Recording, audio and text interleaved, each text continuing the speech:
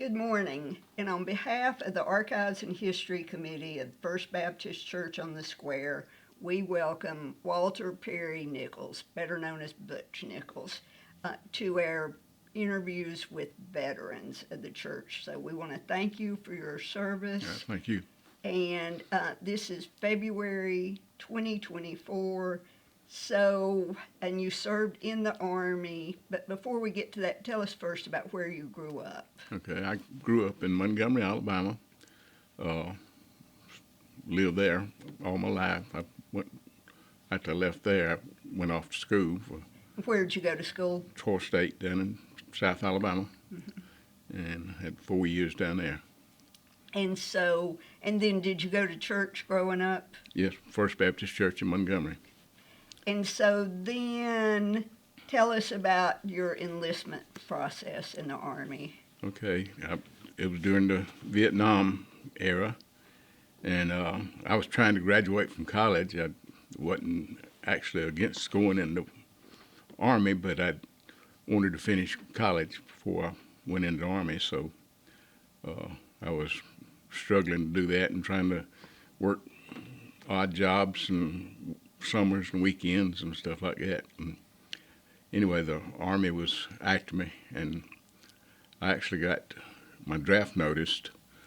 Anyway, I went down and talked to them, and they let me stay another 3 months, I believe it was, to graduate. And what did you get your degree in? Biological science. Okay.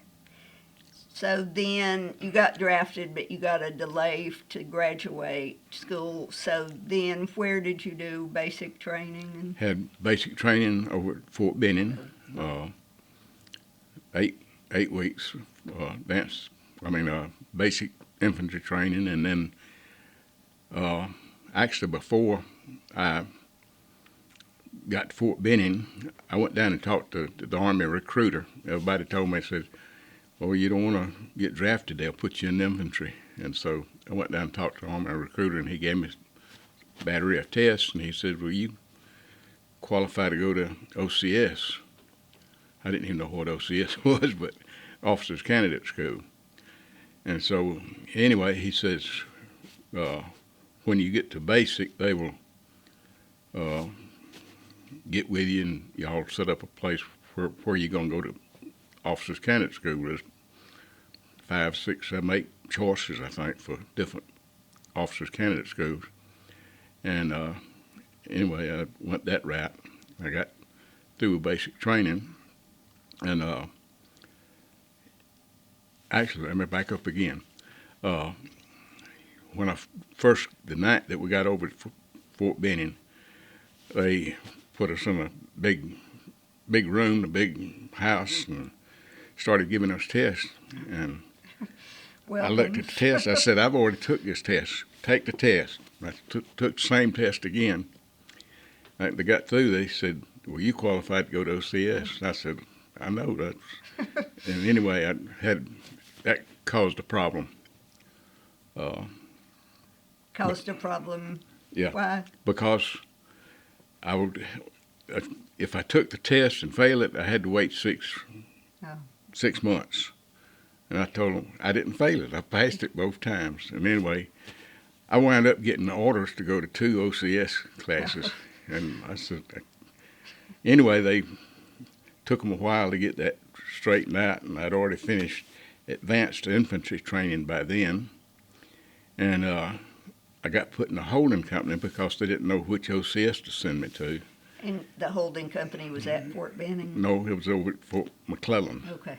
And so I stayed at the holding company, and anything anybody didn't want to do at Fort Benning, they'd call the holding company and send we call it slave labor over there. And they had us out working on the firing ranges and pulpwooding and clearing land and tearing down buildings and all kind of stuff. And anyway, I just thought I was going to spend the rest of my career in the holding company. And so the only way I could get out, they said we trying to find out what we're going to do with you.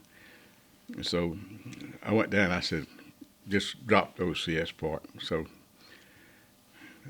I dropped OCS, and So government bureaucracy Yeah, at it its got best. So, got a mess, but it worked out good because when I finally got my orders, they sent me to the 3rd Infantry in Fort Myers, Virginia, right across the river from Washington, D.C.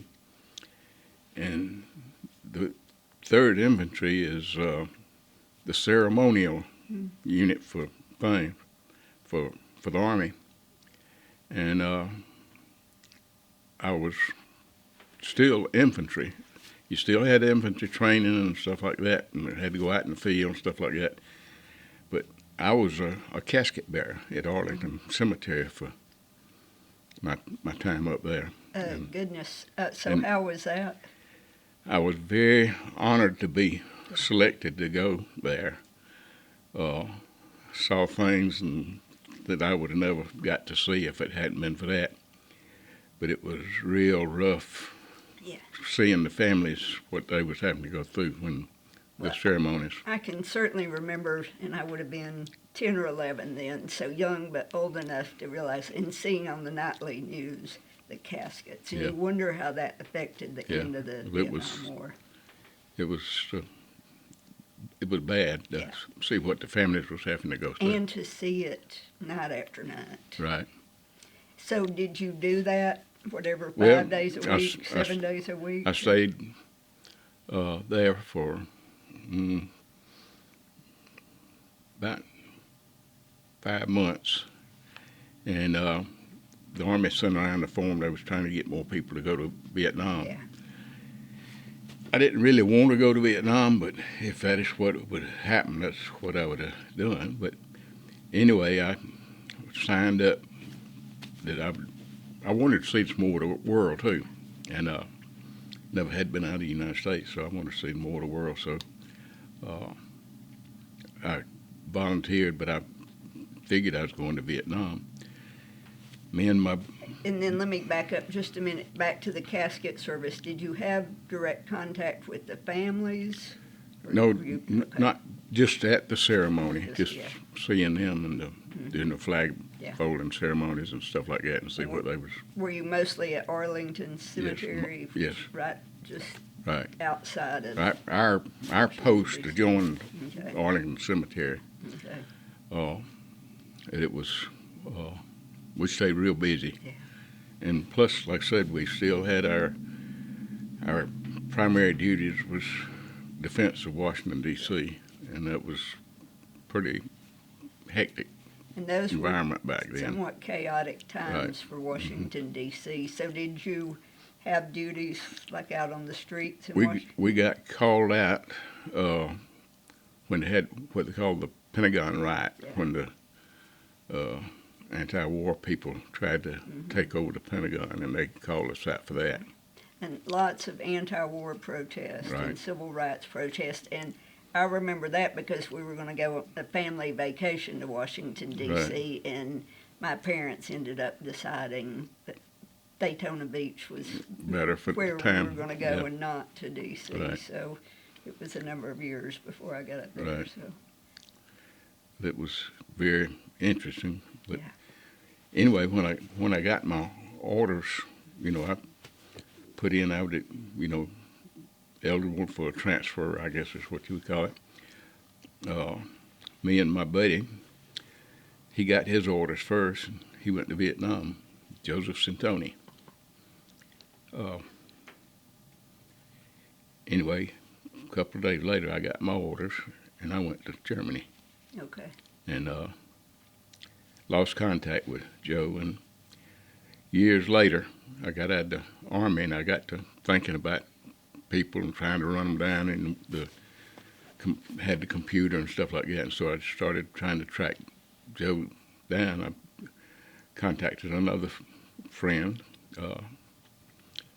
lived in Michigan. I tracked him down, and I asked him, I said, by the way, whatever happened to Joe?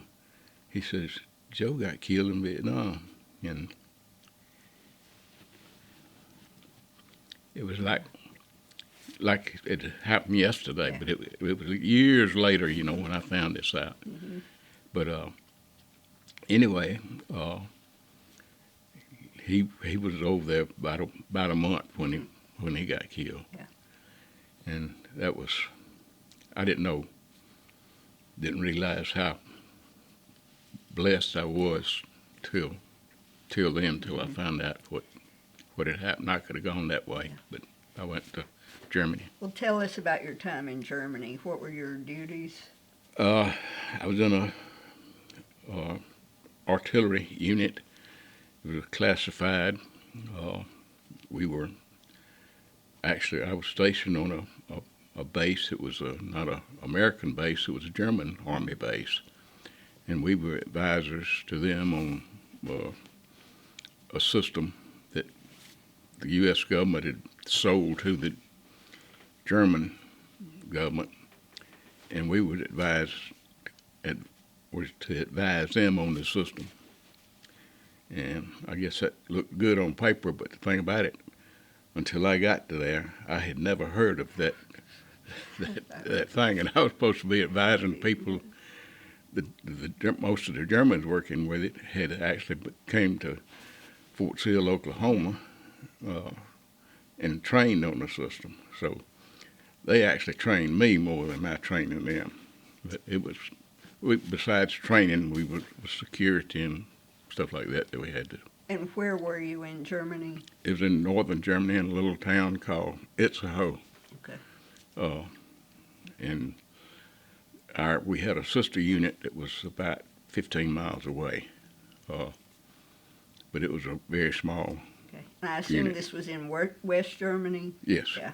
So, Northern part of West Germany. okay. How long were you there? 2 years. Okay.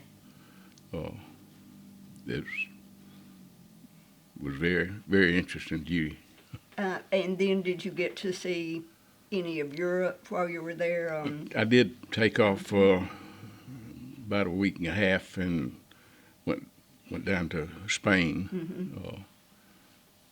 Saw that, but I didn't really get to see a whole lot of Germany while I was over there, other than went to Bremerhaven, which was about a 3-hour trip to get supplies and mail and stuff like that. And I made several of those runs and all going down to Bremerhaven during that time. But And I don't think we covered, what years were you in the Army? I went in latter part of 1966 and stayed in 3 years. Okay. Got out in 69. Okay. And then were you still in Germany when you got out? Yeah. Okay. And so once you got out, what did you do? Went to work with the state of Alabama, the health department, and I was assigned out to the Montgomery County Health Department as a food inspector. Okay. And so this was more in line with your training when you were A at little Troy? bit more, yeah. So, okay. And as a food inspector, what did you do? Inspect restaurants, and that was the main thing. I was there a couple of years, and I got promoted to the chief of the food section, and stayed there for about 6 years total, and transferred to the environmental program with the state of Alabama. That was right after, I don't know, a lot of people won't know about this, but the Love Canal incident. They had a big industrial waste situation up in the Niagara Falls, New York area, and all of a sudden all this federal money came available everywhere. And so anyway, I got in on the ground floor of that program. And so what did you do? We was land disposal, illegal disposal, and legal disposal, and just Of chemicals and... right, chemicals and industrial waste and household waste and agricultural waste, all kind of. Well, and in Alabama you would have had, I assume Huntsville Right. was Well, operating. we had the state divided up into different sections. I had the southern section most of the time. We'd rotate around. But did that for years. Any particularly memorable incidents during that time? Uh, I don't. It was just kind of a real. It was a growing program, and so we was making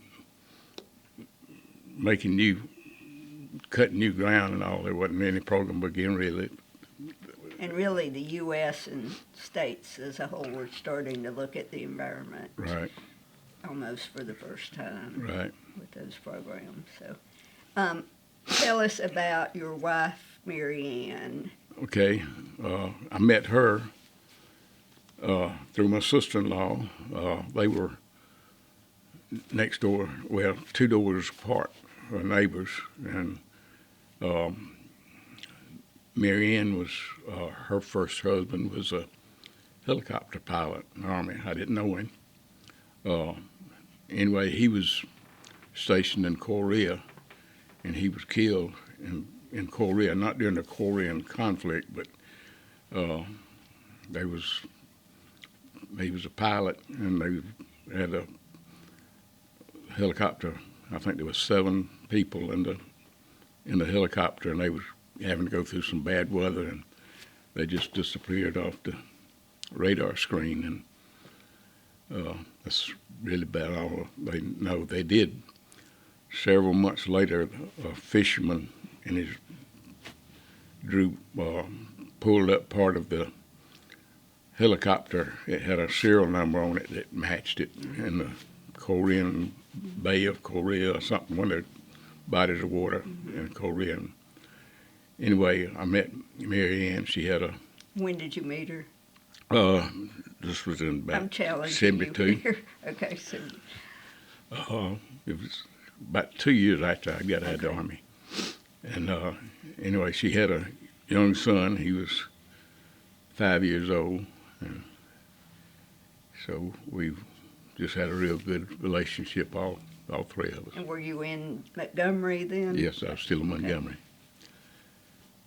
I stayed with the state of Alabama until I got enough time to retire, and I really had planned to stay longer. And I got a telephone call. I hadn't even got out of bed yet. Mary Ann woke me up and said, somebody wants to talk to you from Fort Benning. And it scared me because I said, oh, what did I do wrong? That's funny. And that was years Yeah. after your Yeah, service. this was- and, 25 years, over 25 years later. I said, what in the world did I do wrong? And anyway, they offered me a job, wanted to know if I was interested in a job out there. And I said, well, I don't know what he said, we got environmental problems.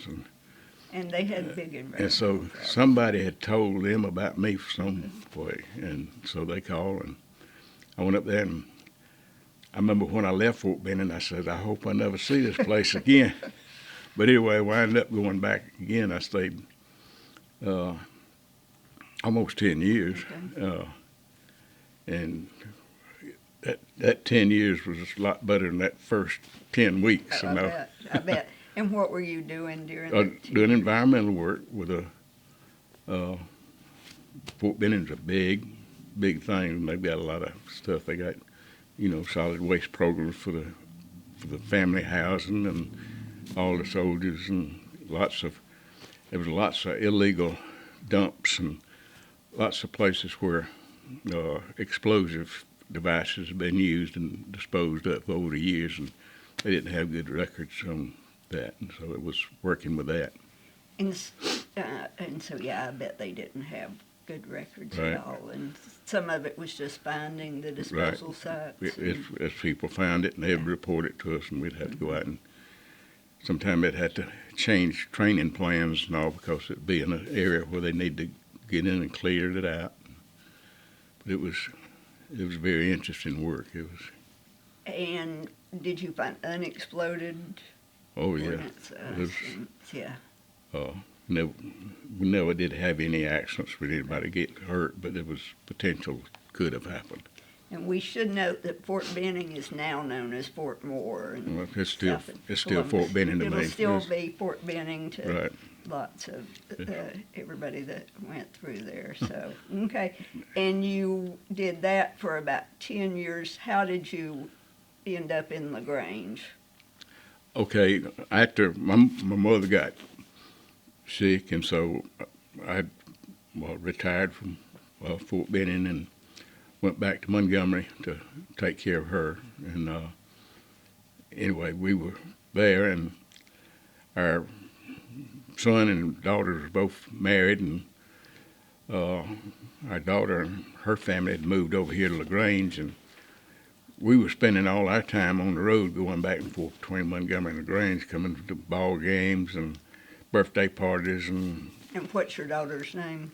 Melissa Ann Miller, and they still live here. But anyway, that's the reason we in LaGrange. I don't think I'd ever been in the city limits of LaGrange but one time before that. But we moved over here, and we hadn't been sorry. We liked LaGrange. And so how long have you been here? We've been here about 9 years. Okay. And at what point did you join First Baptist? Right when we first, Okay. we visited, I think, one or two other churches, but we just like First Baptist, and we hadn't regretted that either.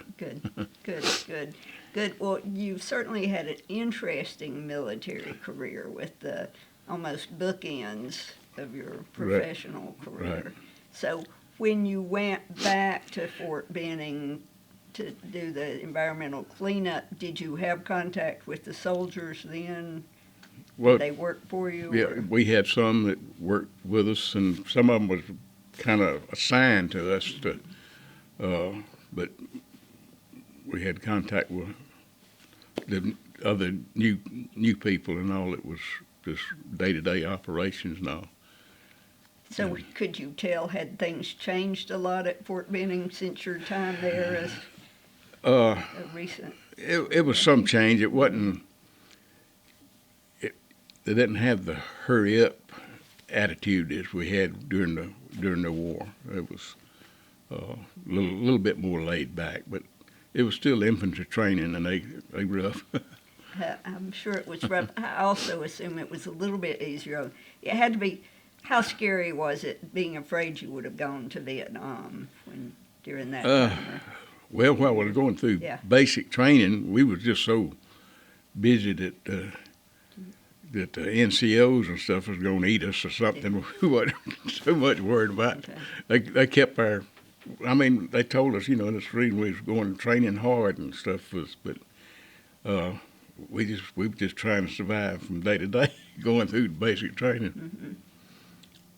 Well, and then either during your service, and especially while you were in Washington, D.C., or afterwards, did you face other anti-war protests? In the airports. Yeah. Okay.